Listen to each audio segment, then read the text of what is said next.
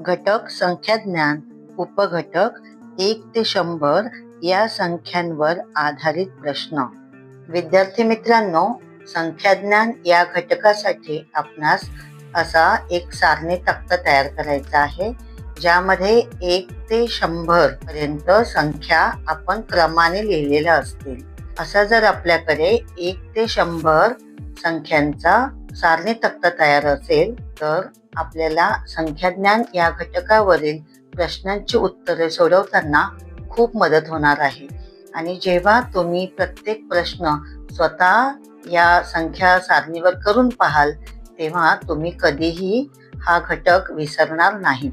आता आपण एक उदाहरण पाहू. तर जर आपल्याला प्रश्न आला 1 ते 100 पर्यंतच्या संख्या लिहिताना 0 ते 9 यामधील प्रत्येक अंक किती वेळा येतो, 8 ही संख्या या सारणीमध्ये किती वेळा आली आहे हे जर पाहायचं असेल तर आपण काय करणार आहोत, 8 ही संख्या पहिल्यांदा शोधणार आहोत. मग ही 8 संख्या पुन्हा पुन्हा किती वेळा आली आहे ते पाहूया.